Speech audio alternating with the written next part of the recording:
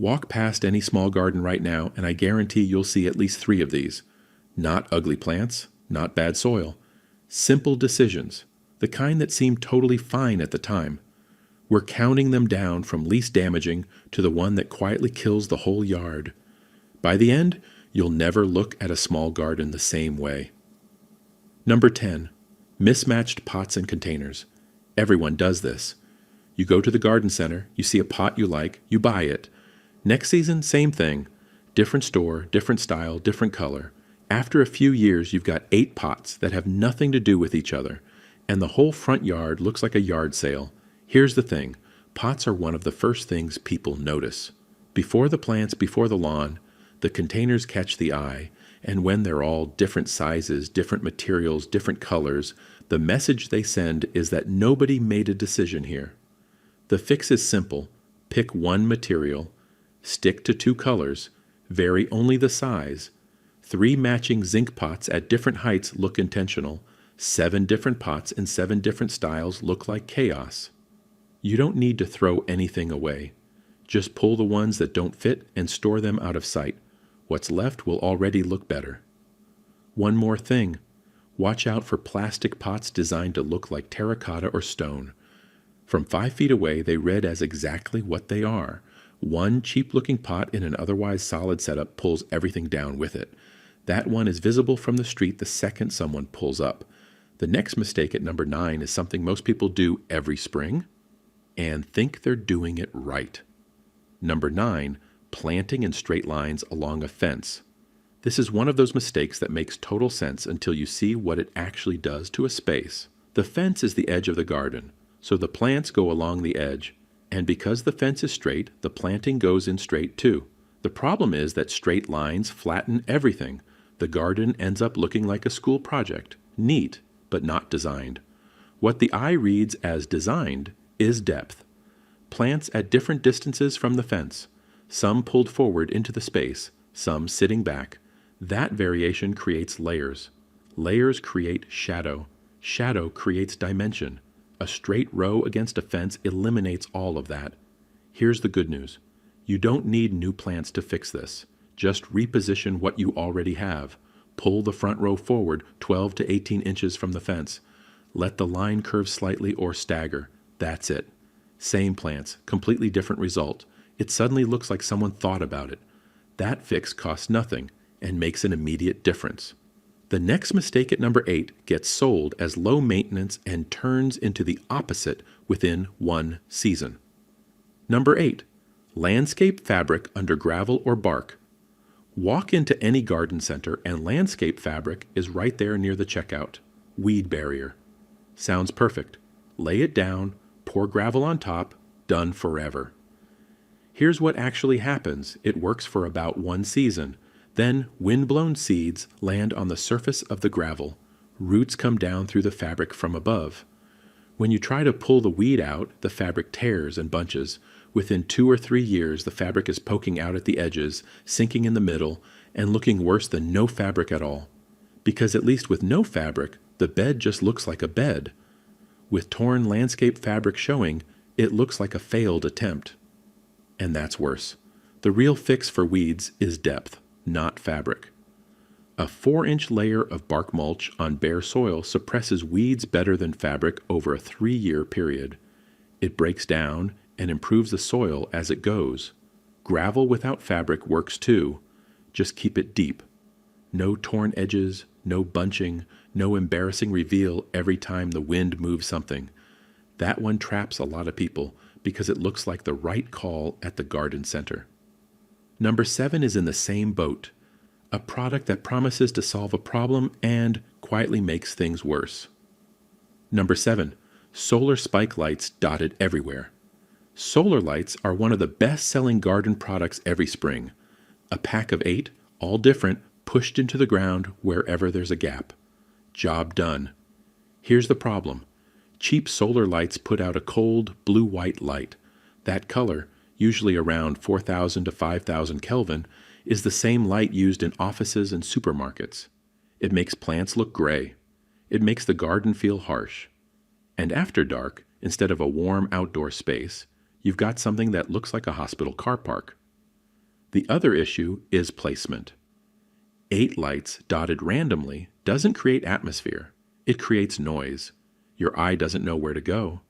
There's no focus, no mood, just a scattering of cold white dots. The actual fix isn't to spend more on solar lights. It's to change the approach entirely. 2 or 3 warm white ground spots, 2,700 Kelvin, aimed up at a key plant or wall will do more for your garden after dark than 20 spike lights ever will. Less coverage, more atmosphere. 1 good light placed well beats 8 average ones every time. Lighting is one of those things that makes or breaks a garden after 5 p.m. The next mistake at number 6 happens during the day, and most people think it looks tidy. It doesn't. Number 6, over pruning shrubs into balls and boxes. Tidiness feels like the right goal. A shrub clipped into a neat ball or box looks controlled, looked after, and when you first do it, it does look clean. The problem is what happens over time and what it communicates. When every single shrub in a garden has been trimmed into the same round shape, the whole space looks sterile. There's no variation, no character. It looks like topiary that gave up halfway. And honestly, it signals one thing. The person doing it knows one move. There's a physical problem too. Hard repeated clipping forces all the plant's energy to the outer surface. The interior goes bare. If the plant gets stressed or you miss a season, it doesn't bounce back cleanly. You've locked yourself into a maintenance cycle with no exit. The better approach is selective thinning. Go inside the shrub once a year. Remove crossing branches. Take out dead wood. Let the outer shape follow the plant's natural form. Most shrubs actually look better this way. More alive, more intentional. And the garden reads as considered rather than controlled. That one shows up in almost every garden I look at. Number 5 is the mistake most people make before a single plant goes in, and it affects everything that comes after. Number 5, no defined edge between lawn and beds. This is the single biggest difference between a garden that looks designed and one that doesn't. A clean edge, where the lawn ends and the bed begins, acts like a frame. It makes everything inside the bed look more deliberate. Without it, the grass creeps in, the bed creeps out, and the whole thing looks like it's slowly coming apart.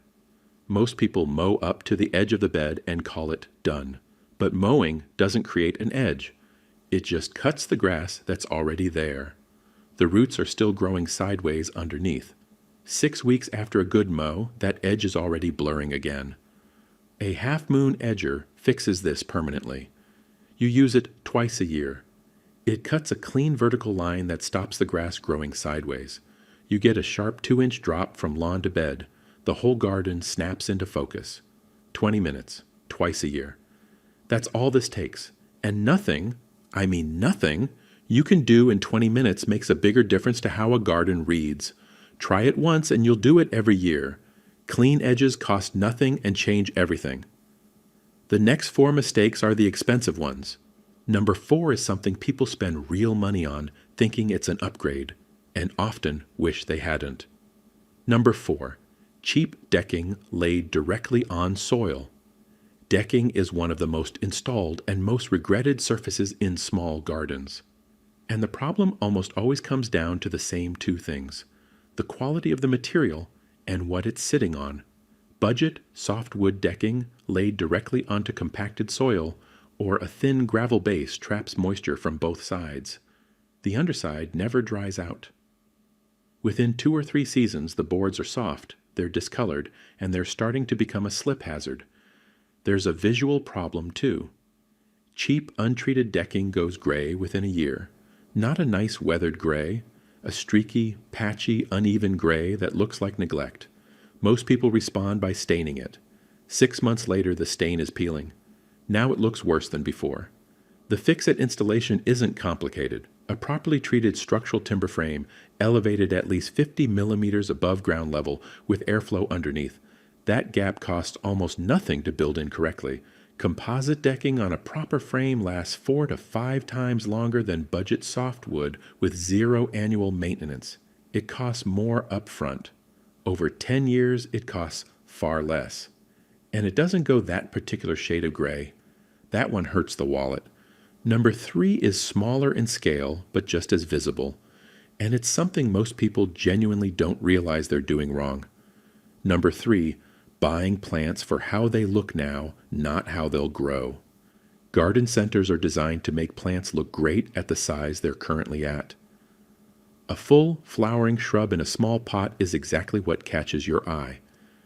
The label on the back says eventual height 3 meters.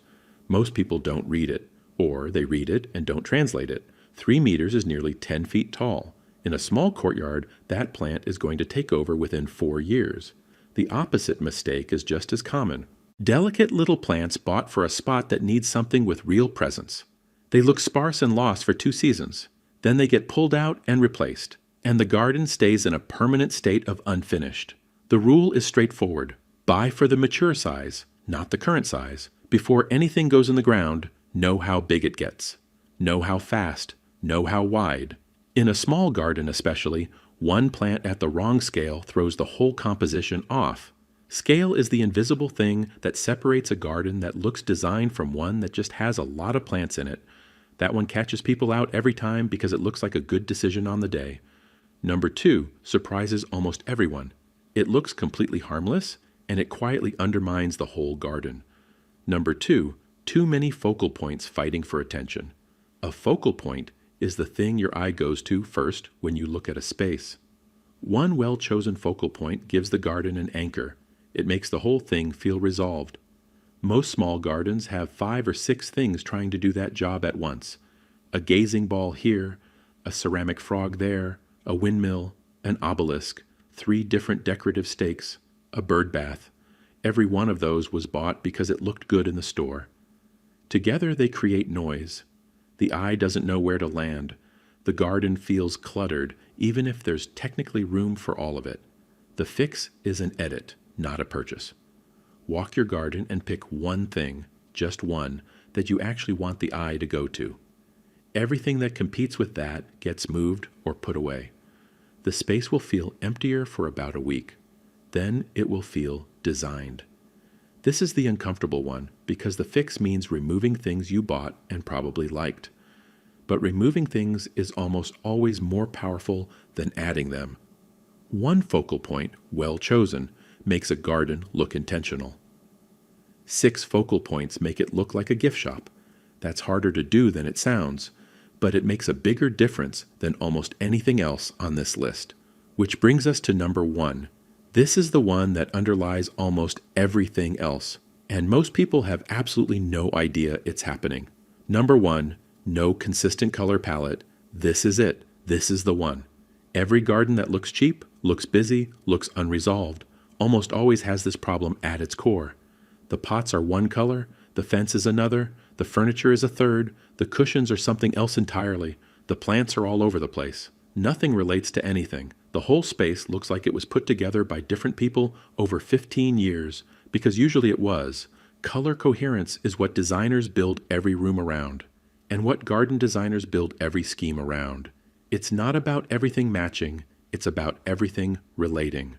2 or 3 colors that work together, 1 neutral base, 1 or 2 accent shades, applied consistently to every element you can control. The pot color, the furniture, the fence or wall paint, the cushions, the planting colors. When those things share a palette, something shifts. The garden looks intentional, even when nothing in it is particularly expensive. A cheap chair in the right color reads, as considered. The same chair in a color that clashes with everything around it reads as an afterthought. And here's the part most people miss. You don't need to get it perfect. You just need to reduce the number of competing colors. A garden working with 4 coordinated shades will always look more designed than one with 12 unrelated ones. Start by removing the outliers. The pot that doesn't belong, the accessory in the wrong color. Move it around the corner. The garden underneath will already start to look like someone made a plan. It costs nothing to do this. You're not buying anything. You're editing what's already there. And editing is almost always the most powerful design move there is. Look, if you've got 3 or 4 of these in your garden right now, don't worry about it. Most of them are free to fix. A reposition, an edit, a decision made once that you don't have to think about again. The goal isn't a perfect garden. It's a garden that looks like someone thought about it. That's really all well-designed ever means. Which one of these is already in your garden? And which one surprised you most? Drop it in the comments. I read every one. If this helped, hit like and subscribe. More of this is coming. Practical stuff that actually makes a difference. I'll see you in the next one.